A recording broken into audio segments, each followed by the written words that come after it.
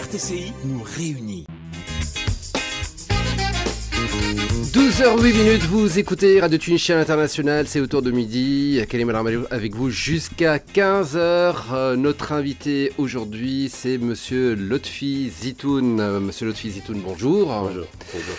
Merci d'avoir accepté cette invitation. Merci à vous pour l'invitation aussi. Lotfi Zitoun, je vais vous le dire directement, hein, vous m'avez surpris. Oui, vraiment surpris parce que j'ai lu, je suis en train de lire vos différents écrits. Vous avez sorti un écrit déjà hier pour parler de culture. Vous avez sorti un écrit pendant le mois de Ramadan dans Leaders, le jeûne du Ramadan entre religieux et politique, dans lequel vous protestez justement contre une certaine manière d'aborder le religieux et cette différence entre le traitement des jeûneurs et leur pénalisation. Et puis bon, bien évidemment, il n'y a pas que ça. Déjà, au cours du mois de février, vous avez sorti une tribune dans le 16 janvier, pour être précis, une tribune dans Leaders à propos de la loi de 52. Et puis vous avez aussi protesté, donné votre avis à Mosaïque FM le 12 février dernier, non à la peine privative pour les consommateurs de drogue. Et puis même le 24 février, dans une interview dans Le Point Afrique, dans laquelle vous avez sorti des avis que personnellement, je m'attendais à trouver chez des progressistes modernistes de gauche et qui malheureusement se font attendre, que je ne trouve pas personnellement et que je trouve chez vous. Donc c'est pour ça que j'ai été très très agréablement surpris. Et la première des choses, c'est que j'ai envie de discuter avec Lotfi Zitoun. J'ai pas changé, c'est pas nouveau parce que j'ai vécu pendant 20 ans à Londres. Ouais. Là-bas, il y a une très importante notion pour toute démocratie, pour toute civilisation, qui est la notion d'espace privé, qui est sacrée là-bas, et que tout peuple qui aspire à la démocratie, à la liberté, doit accepter cette notion et aussi la protéger. Toutes ces positions trouvent leur fondement dans cette notion d'espace privé que je défends à cœur.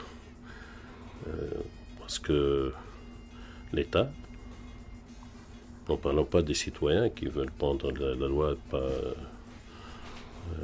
dans leurs mains et indiquer aux gens qu'est-ce qu'ils font, qu'est-ce qu'ils mangent, comment ils se comportent, qu'est-ce qu'ils boivent, où est-ce qu'ils mangent, parce que manger n'est pas inscrit ni en islam, ni dans la loi. Que ce soit pendant le Ramadan ou en dehors, quoi. Ouais. Parce qu'il y a, même religieusement, il y a des femmes qui ne doivent pas, religieusement, ne doivent pas faire de jeûne, sont interdites de faire des jeûnes. Alors, comment on va procéder? Parce que en islam, quand vous faites un crime, vous êtes conseillé de le faire en cachette. Ces femmes, elles ne sont pas au sat, elles ne font pas de crime. Alors pourquoi elles le feraient en cachette? Il y a des gens qui ne veulent pas jeûner aussi, sont libres. Si on ne jeûne pas, en Ramadan, on ne jeûne pas. On jeûne. Les musulmans jeûnent. Les autres, ils mangent, ils continuent leur vie normalement. Ça, c'est pour le jeûne, aussi pour la consommation. Ça, c'est un grand problème parce que le comportement de l'État, la loi a été très simpliste. Et pour les problèmes de jeunes et les crimes des jeunes, les problèmes des jeunes, l'État n'a qu'une seule réponse, la prison. La prison, elle joue le rôle de la famille, de l'école, de l'université, de l'imam, de la mosquée, de la maison de jeunes, du livre. On n'a qu'un seul remède au problème des jeunes, c'est les mettre en prison. Et ça ne fait qu'approfondir cette fracture générationnelle entre les plus que 50 ans qui ont tous, qui ont tout, et qui ont la voiture, qui ont la famille, qui ont l'emploi, qui ont la maison, qui ont tout, et les jeunes qui n'ont rien. J'ai jamais entendu parler d'un adulte, d'un homme de 50 ans, 60 ans qui est forcé à faire une analyse de sang pour savoir s'il a consommé quelque chose. Mais on le fait aux jeunes, et on le fait aux jeunes des quartiers populaires aussi, qui n'ont pas de lieux de divertissement, n'ont pas où aller, ne possèdent rien, comme je vous ai dit. Je crois que ça doit s'arrêter. Lotfi Zitoun, on sait qu'on est en train de traîner un code pénal qui date de 1911, un code pénal qui date du Bey, un code pénal qui date du protectorat français, avec quelques amendements et puis quelques lois qui se sont greffées par la suite. On a la, entre guillemets, meilleure constitution du monde qui a été votée, mais le problème, c'est que, justement, ce code pénal qui date de 1911, jusqu'à maintenant, ce code pénal qui pose problème n'a pas été modifié, ratifié par l'Assemblée. Donc, qui dit Assemblée, dit les députés, les élus de Nidé, les élus de Naba, et puis tous les autres. Et là, on se retrouve devant une situation où des jeunes sont condamnés pour des choses qui normalement relèvent de l'article 6 de la Constitution. Donc, c'est pour ça que je suis très étonné par le courage que vous avez fait, parce que c'est un courage politique, d'avoir écrit ces tribunes-là à contre-courant. Donc la question que je me pose finalement pour commencer, c'est comment ça se fait que les députés ont élu au bout de l'Assemblée nationale constituante la Constitution, mais depuis 2-3 ans, on traîne à vraiment aller jusqu'au bout du progressisme et du modernisme de cette Constitution. Oui, je crois que c'est un problème de priorité, parce qu'après les dernières élections, la priorité aurait dû être traduire la Constitution en loi. Parce qu'on est très pauvre en matière de loi, surtout les lois protégeant les libertés publiques, l'espace privé, comme je vous ai dit, même les libertés individuelles. On n'a pas de mécanisme, on n'a pas de loi. Il y a beaucoup de chapitres dans la Constitution qu'on ne trouve pas leur vis-à-vis du point de vue légal. Mais je vois qu'il y a un genre de chaos de priorité. Les gens ne savent pas, même les partis politiques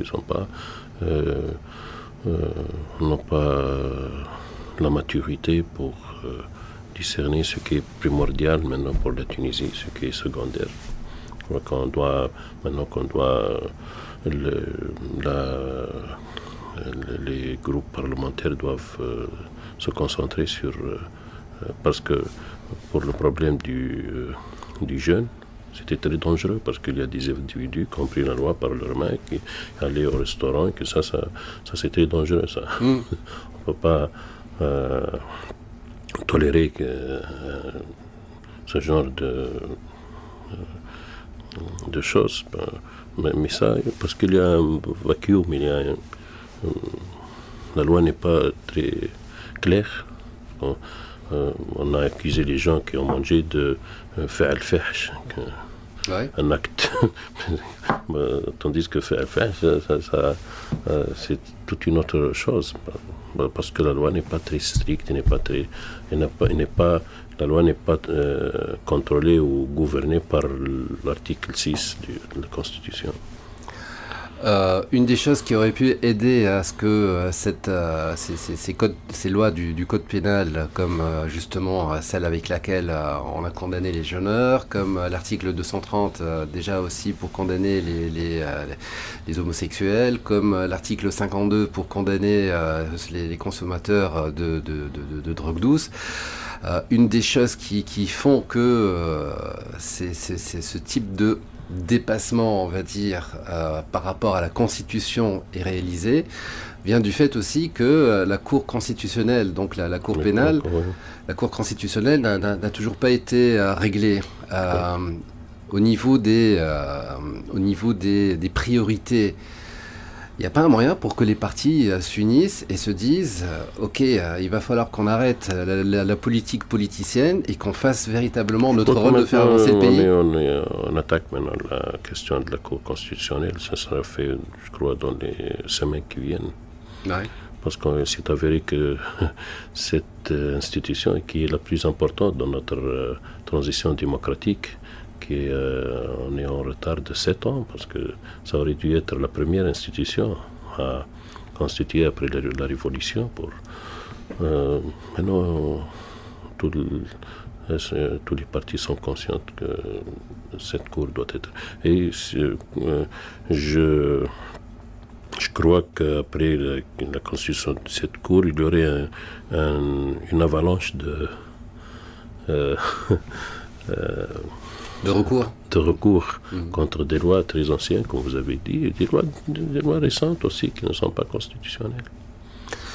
Parce que, par exemple, l'intégrité corporelle, on ne peut pas forcer des gens à faire des analyses.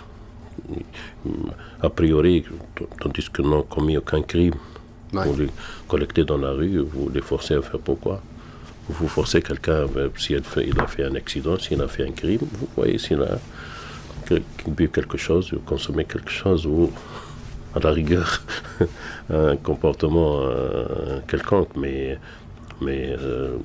comme ça, sans commettre un crime, vous choisissez, et on choisit toujours des gens pauvres, des jeunes, des gens vulnérables. C'est pas ni juste, ni légal, ni constitutionnel. Vous écoutez Radio Tunisia International. Notre invité, c'est Lotfi Zitoun.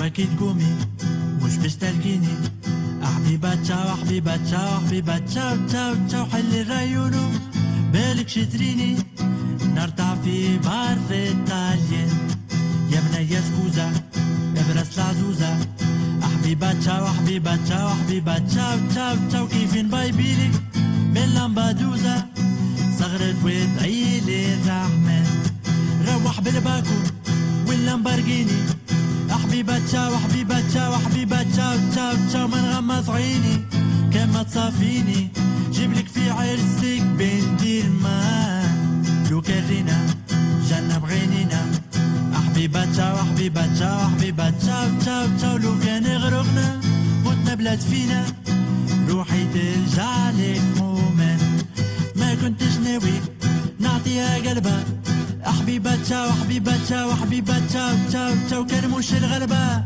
والعيشة الكلبة سكروا في وجهي البيبان راني مخنوق بالبودليس حبيبة تشاو حبيبة تشاو حبيبة تشاو تشاو تشاو نروح في صندوق يا إما عريس نرجع لبلاد البولي. 12h22, vous écoutez Radio Tunisia International. Nous sommes en direct avec Monsieur Lotfi Zitoun, qui est donc avec nous pour parler de ce... Alors, comment est-ce qu'on peut parler de cette nouvelle image de Lotfi Zitoun? Est-ce que c'est un revirement? Est-ce que c'est une transformation? Beaucoup disent Lotfi Zitoun, que l'on est en train de lire actuellement et qu'on est en train de voir, n'est pas celui qu'on a connu... Lorsqu'il est arrivé en Tunisie, il y a un Lotfi Zitoun qui avait une image qui était une image vraiment médiatiquement qui n'était pas vraiment très forte. C'était quelqu'un qui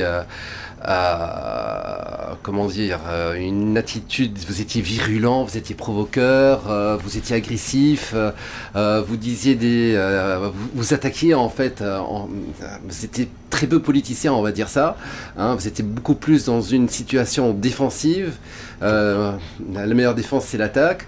Et pas uniquement dans les plateaux, par exemple, on se rappelle même cette interview dans Hannibal Télé où là vous êtes un petit peu lâché. Et beaucoup ont gardé cette image de Lotfi Zitoun et se disent le langage qui est en train de sortir Lotfi Zitoun actuellement, c'est pas normal, c'est pas le sien, c'est un double langage. Je suis la victime de la première impression. Ouais. Comme disent les Anglais, la première impression, ça persiste et dure.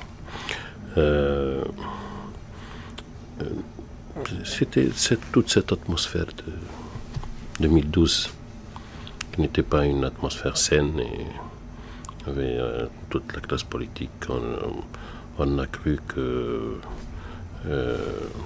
la révolution a ouvert la porte à cette compétition politique sans limite et sans merci. On s'est rendu compte après qu'il n'avait pas les institutions qui encadreraient cette compétition. Il n'avait pas aussi la loi, on n'avait pas de constitution.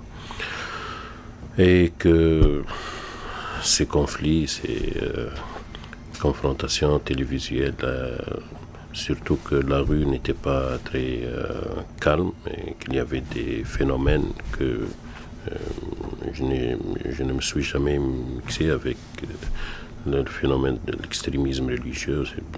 J'ai toujours condamné ça, même avant 2012 et avant 2010 aussi. Mais il y avait un amalgame a été créé entre l'image du politicien, comme vous avez dit, virulent et un peu dur, et cette atmosphère dans la rue, dans les mosquées. Alors, en fin 2012, je me suis rendu compte.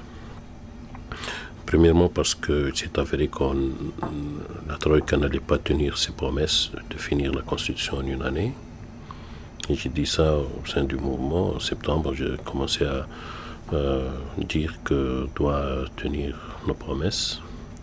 J'ai même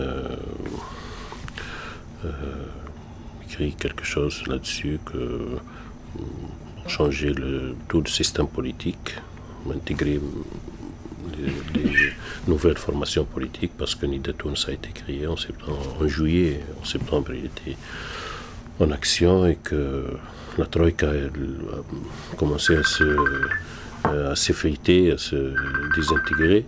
Alors, j'ai appelé à changer le système politique, à créer un conseil d'État présidentiel qui intégrerait Beji Qaïd Sebsi, Marzouki, Nada, Najib Cheb, mais ça a été refusé au sein de la Troïka, au sein de notre mouvement, ce qui m'a poussé à faire un dialogue avec la presse. En octobre 2012, j'ai dit tout ça, parce que j'ai dit que la Tunisie ne pourrait pas être gouvernée après le 23 octobre 2012, de la même façon, parce qu'on a failli à notre promesse et on doit appeler tous les gens autour d'une table et discuter de comment on va procéder. Personne n'a entendu, alors j'ai démissionné en janvier 2013. Et depuis, j'ai maintenu une ligne politique de consensus. J'étais contre la notion de Tahsin al-Thawra. Et je disais qu'on pourrait punir qu'après un jugement, et individuellement. On ne doit pas punir toute une formation politique, parce que des gens de cette formation ont commis des crimes, comme c'est ce que fait la dictature, c'est ce qu'a fait la dictature pour le Nahda. Quelqu'un qui appartenait à Nahda a été puni, emprisonné, parce que seulement pour son appartenance. On doit punir les gens pour des crimes concrets. Mais depuis, j'ai maintenu cette ligne politique. Maintenant, cette année, j'ai commencé à me rendre compte que cette transition démocratique ne pourrait réussir sans la consolidation des libertés individuelles et de la notion d'espace privé, comme je vous ai dit, parce que on peut dire tout ce qu'on veut des libertés publiques, de la liberté de la presse. Après ça, s'il n'y a pas si la liberté individuelle n'est pas protégée, ça tourne aussi à la dictature. La dictature de la presse, la dictature de la majorité contre les minorités, parce qu'on doit reconnaître aussi que notre société est en train d'évoluer. Mais on n'est pas une société démocratique, totalement libre. Il y a beaucoup de problèmes. On intervient beaucoup dans la vie des gens, le comportement des gens. Alors, on doit consolider ces libertés pour que, avec la constitution de la Cour constitutionnelle, on aurait une transition démocratique complète, surtout les niveaux. Lotfi Zitoun, pendant 21 ans à Londres, vous étiez très proche de Rachid Ghannouchi.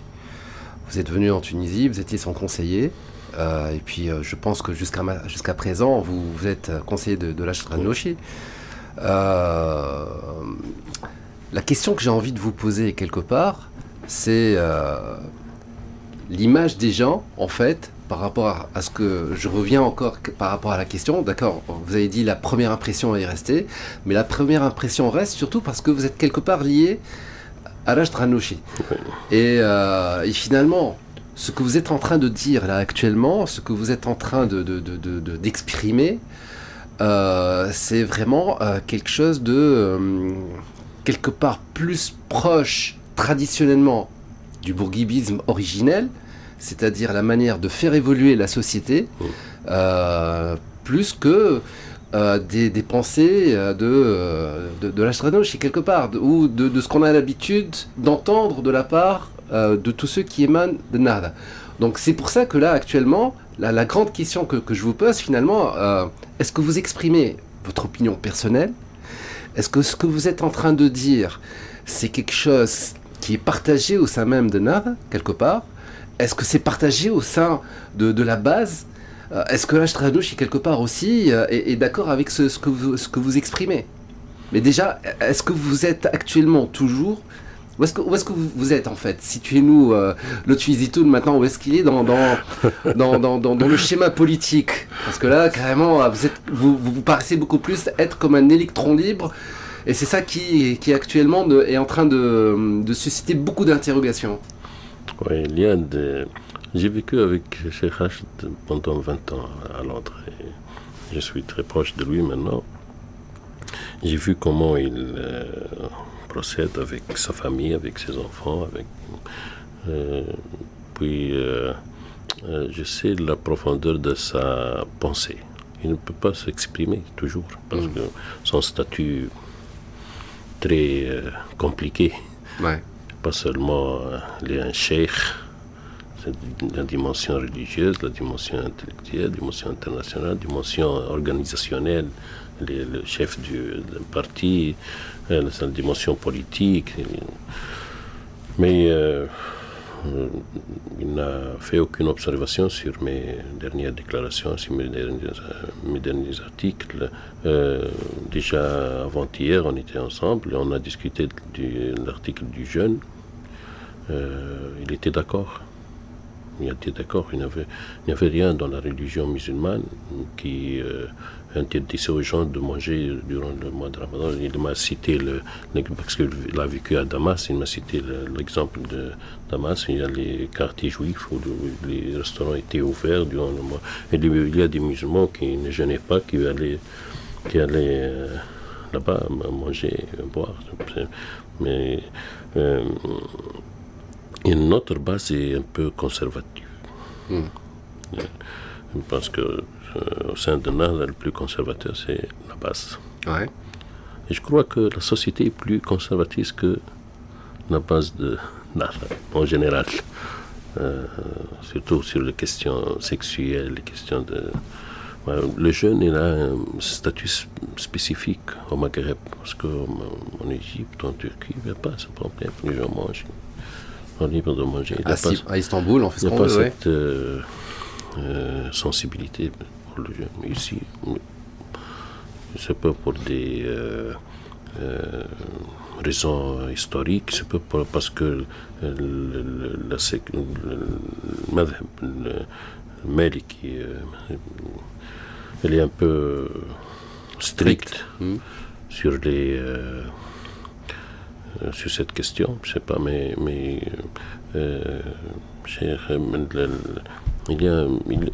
j'ai été hué par quelques membres de Nahda sur Facebook, pour si vous voulez faire le leadership, vous devez le faire et vous devez assumer, parce que il n'y a que pizza qui est aimée par tous les gens, le chocolat. Un politicien, il doit y avoir des gens qui n'acceptent pas, toujours qui n'acceptent pas ce qu'il dit, ce qu'il avance, mais j'assume. Je suis conseiller politique, le conseiller politique. Il n'y a pas d'autres conseillers politiques. Alors je me permets de dire ce que je crois, parce qu'il y a un proverbe en arabe qui dit que le mustachar mu'taman. Il doit dire ce qu'il croit, à l'intérêt des gens qu'il conseille. S'ils veulent accepter, s'ils ne veulent pas accepter. Ma relation avec Nahda était plus forte que accepter que mes conseils ou non. Je suis maintenant 35 ans d'appartenance à Nahda. Et si je serais mis devant un choix, choisir la Tunisie ou la liberté des gens, je choisirais la liberté sur Nahda. Si Nahda ne veut pas évoluer, ça revient à eux.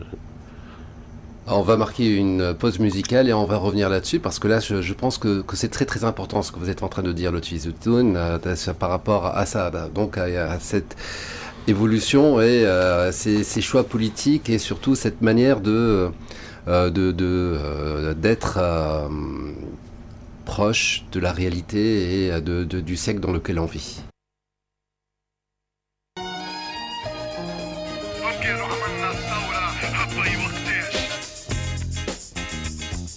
12h39, vous écoutez Radio Tunisia International, c'est autour de midi. Notre invité, c'est Lotfi Zitoun. On revient sur les différentes tribunes écrites par Lotfi Zitoun sur différents médias en ligne, comme par exemple Business News hier ou Leaders, ou même son interview dans Le Point Afrique. Lotfi Zitoun,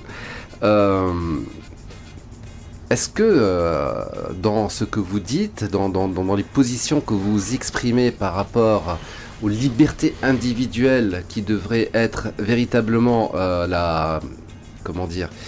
ce que je dois chercher absolument tout homme politique, est-ce que c'est partagé ce que vous pensez par Majlis Shura par exemple de Nahda, par les leaders de Nahda, ou alors est-ce que vous êtes vraiment un électron libre? Non, je ne suis pas un électron libre. Je m'exprime personnellement, parce que ce sont mes positions personnelles, parce que Nahda, comme tous les autres partis politiques, d'ailleurs, ne s'intéresse pas à ce côté individuel, de liberté individuelle. J'en appelle à toutes les formations politiques de se concentrer sur, au niveau de la promulgation des lois, au niveau de la consolidation, au niveau de l'éducation de leur base sur cette question, parce que c'est, comme je vous ai dit, c'est une question essentielle, primordiale pour toute réussite de notre transition démocratique. Mais Mes positions sont utilisées par beaucoup de Nahdawi au sein du leadership. Comme à la base, je reçois beaucoup de messages d'insultes comme de support. Même au niveau de la famille progressiste aussi, il y a des gens comme Bouchab El Haj Ahmed, mon ami, Karim Aswid, Bayram Kidani, qui sont très sympathisants avec ce que j'écris. Il y a des gens très... une direction très féroce et très violente du camp progressiste. J'ai fait un test concernant la loi 52 au sein de notre groupe parlementaire. Il y avait beaucoup, je dirais la majorité du groupe qui supportait qu'on n'emprisonne pas les jeunes pour des délits de consommation. Est-ce que vous avez fait le test pour la loi sur les emprisonnements pour ceux qui ont jeûné aussi pendant le Ramadan? Non, mais personne n'a... J'ai reçu aucune observation. Parce que bon, dans votre article au niveau dans votre interview dans le Point Afrique, vous allez même jusqu'à condamner donc les condamnations des homosexuels en Tunisie, quelque part aussi. Surtout ce test, cette analyse qui est... Le test anal, c'est archaïque et c'est un héritage du 19e siècle en Europe qui est, je crois, humiliant non pas pour les sujets de l'analyse, mais pour tout Tunisien qui accepte cette violation des corps des gens. C'est révoltant. Vous disiez tout à l'heure que pour vous, le Tunisien est en général très conservateur, peut-être même beaucoup plus conservateur qu'on le pense. Est-ce que c'est d'après vous pour ça que vous êtes parmi les seuls à vous mouiller politiquement et à écrire des choses contre ce type d'agissement et qui peuvent être contre le fait contre la vie de tout le monde, c'est-à-dire être un petit peu borderline? Oui, je crois que c'est sur la ligne de l'histoire. Parce que dans 10 ans, ça serait le mainstream. Ouais. Il se peut que maintenant, c'est, comme vous avez dit, le borderline, mais un politicien doit avoir une vision du futur, doit ouvrir l'horizon aux gens tunisiens, parce que c'est leur futur. Je crois que dans 10 ans, ces choses sont dépassées et tout, les gens accepteront ça. Comment penser que Lotfi Zitoun Nahda, Cheikh Rachid, donc conseiller de Cheikh Rachid, soit aussi borderline et ose sortir, écrire des choses qui sont véritablement à contre-courant, alors que d'autres qui devraient l'être, parmi la gauche progressiste, ne le fait pas parce que actuellement les politiciens sont trop la tête dans le guidon et ne pensent qu'au quotidien et ne font que de la politique politicienne pour penser aux échéances électorales. Voilà, comme je vous ai dit, j'en appelle à tous les politiciens de se concentrer là-dessus. Je ne peux pas répondre. D'une manière assez analytique en fait. C'est peu que parce que comme je vous ai dit, j'ai vécu à l'étranger, spécialement cette atmosphère anglo-saxonne qui vénère la liberté, pour être précis, l'espace privé, parce que même il y a des gens qui exagèrent, qui disent que si vous vous rapprochez de quelqu'un mort plus que 18 inches, vous l'avez touché, même si vous ne l'avez pas touché. Ouais. C'est parce que ça, c'est l'espace corporel.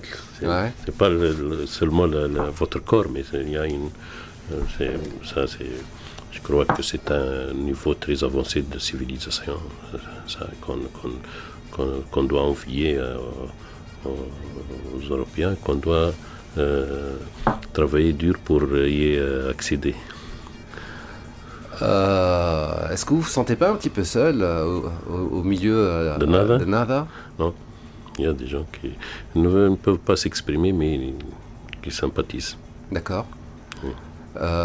Est-ce que vous êtes actuellement en train d'essayer de regrouper autour de vous justement ces personnes qui pensent comme vous mais qui ne peuvent pas s'exprimer pour créer un courant alternatif au sein de Nada? Ou alors quelque part aussi, à terme, vous pensez véritablement créer quelque chose qui soit pour vous, c'est-à-dire une propre structure par rapport justement à peut-être que vous ne vous retrouvez pas, vos idées ne se retrouvent pas, que ce soit au niveau du Majlis Shura ou par rapport à la base de Nada, pour créer une nouvelle structure, pour créer quelque chose d'autre? Oui, toutes les formations politiques en Tunisie sont des formations d'avant la Constitution. Ouais. Jusqu'à maintenant, notre Constitution n'a pas été traduite en une formation politique, je dirais, nationale, multi-idéologique, multicommunautaire, je ne sais pas, mais qui regroupe des gens de différents backgrounds politiques, idéologiques, et qui demanderait au peuple de leur donner un mandat réel avec plus que 50% pour procéder au changement. Changements sociaux et économiques surtout, parce que toute la classe politique sait ce qu'il faut faire au niveau de l'économie. Personne n'a le sens, je dirais pas le courage, parce qu'il y a des gens courageux, mais le sens de l'aventure, parce qu'il y a des mesures qui sont capables de sortir la Tunisie du gouffre économique, mais c'est très dangereux. Comme la caisse de compensation, toucher la caisse de compensation, alléger l'administration, alléger le secteur public et même des plus grands secteurs publics au monde. Parce que ça, c'est... Qui, rappelons-le, a été alourdi au moment où la Troïka a été là. Oui, c'est vrai. C'est des décisions entre autres de Nada. C'est vrai, l'administration, avec la confiscation des biens, même le secteur public a été alourdi. Comme je vous ai dit, c'était l'atmosphère de 2012. Mais ça, c'est à terme. C'est pas maintenant, c'est au sein de Nada.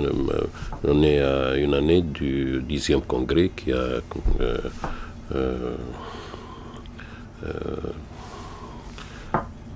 a décidé de faire un changement, une métamorphose dans un parti politique, purement politique, séparant le religieux, le sociétal du politique. Il y a un peu de résistance au sein du mouvement, parce que une année ne peut pas vaincre 40 années d'existence.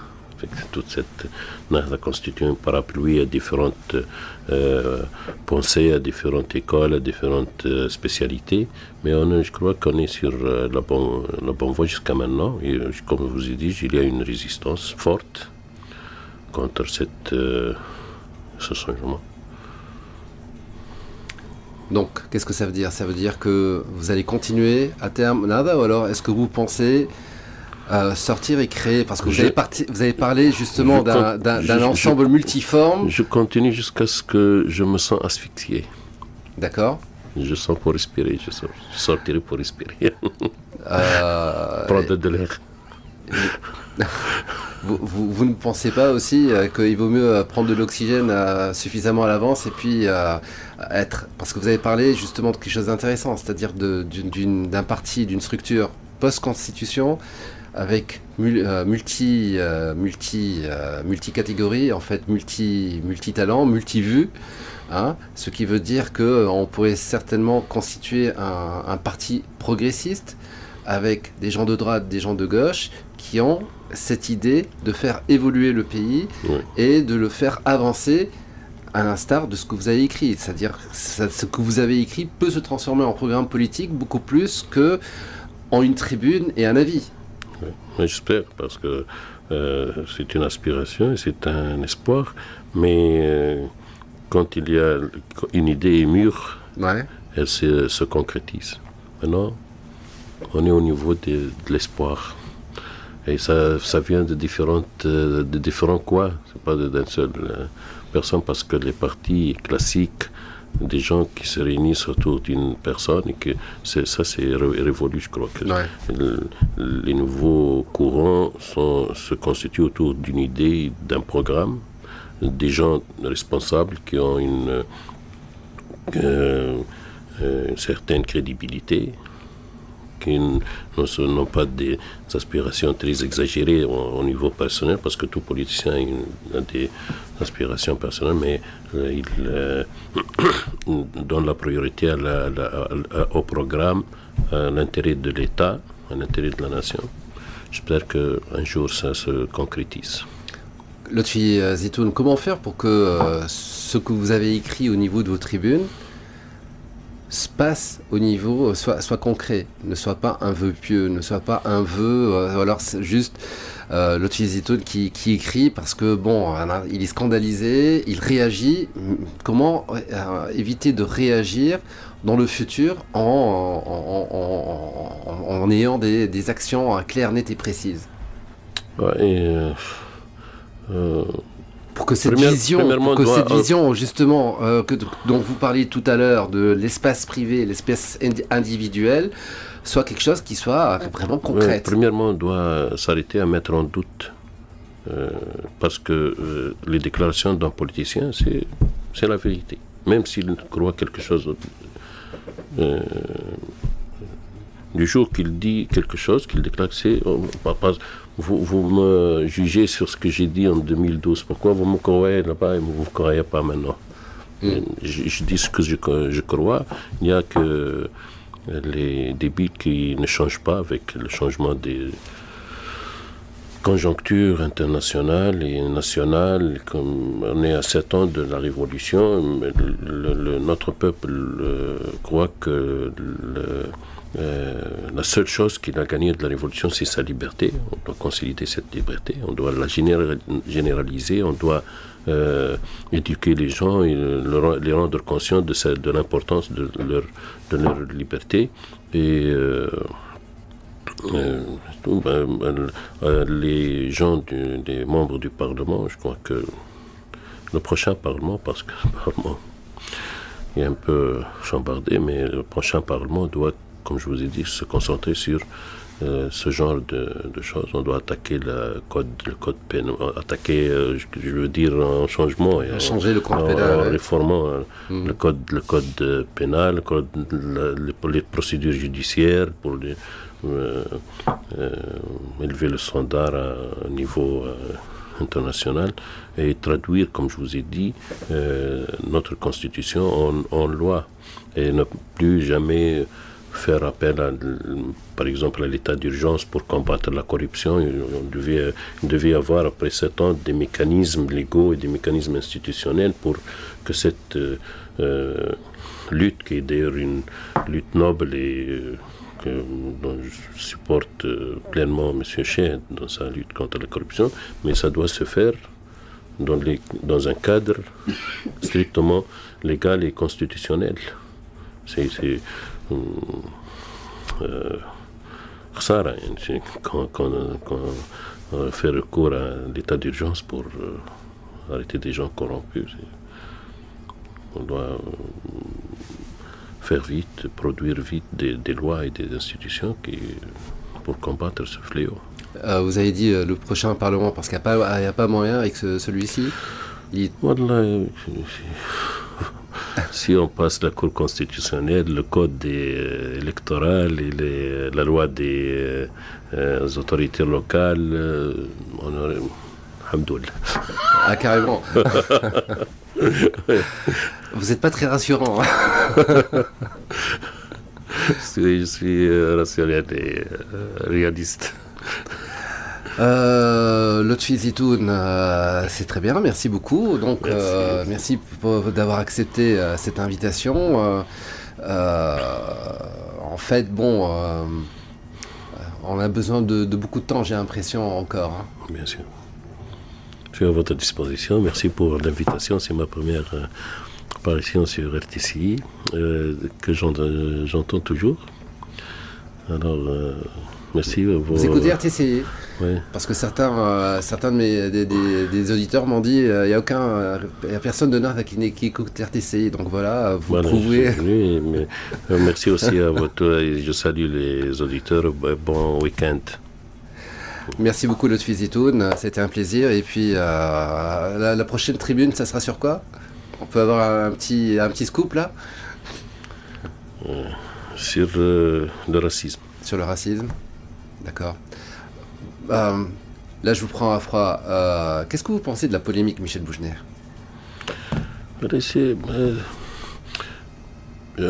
Personnellement, je n'appellerai jamais à l'annulation d'un spectacle culturel, mais la question de Bouchner, c'est politique. C'est plutôt politique. Ça. Le boycott d'Israël, maintenant c'est international et c'est une grande lutte qui se présente comme une alternative à la lutte armée qui tourne parfois au terrorisme, qui n'ont pas discerné, mais c'est une lutte pacifique, civilisationnelle, qui a commencé en Occident, en Grande-Bretagne, en France. Et ça, c'est... Manuel Valls a boycotté Marzouk quand il était à l'Assemblée française. C'est pas nouveau, le boycott, mais personnellement, je n'appelle pas l'annulation du... Mais la lutte, la question palestinienne nous concerne nos voisins, concerne toute l'humanité. C'est un problème qui persiste. Il y a des gens qui sont opprimés aussi. On doit se tenir à leur côté. C'est la moindre des choses. La BDS, qui est un mouvement international, d'ailleurs, qui gagne du terrain. Comme je vous ai dit, qui n'appelle pas aux armes, qui fait une lutte à la Gandhi. Je crois que la cause palestinienne est une cause noble qu'on doit. Pour Bouchner, je crois qu'il a créé un dialogue on doit mettre des limites pour qu'il ne tourne pas à l'antisémitisme. Moi, je crois que l'accusation d'antisémitisme est valable en Europe, mais nous sommes des sémites. Oui, exactement. Mais ici, c'est pas valable. Mais on doit pas empoisonner le dialogue. On doit encadrer le dialogue, limiter. C'est tout. Mais je crois que c'est pas culturel, parce que c'est pas une question de liberté culturelle ou de liberté d'expression. C'est une question politique très compliqué, avec l'intervention du l'UGTT. Ça devient plus compliqué. Ouais. Peut-être que l'UGTT devrait eux aussi, un de ces quatre, se dire en se constituant un parti travailliste à la britannique. Je crois que c'est la ligne de l'histoire. D'accord. Ça va arriver un jour. Merci beaucoup, Lotfi Zitoun. Et encore une fois, merci pour avoir accepté cette interview. Vous écoutez Radio Tunisien International. Il est 13h, vous avez rendez-vous avec les titres du journal. Autour de midi, avec Karim Benamor. RTCI nous réunit.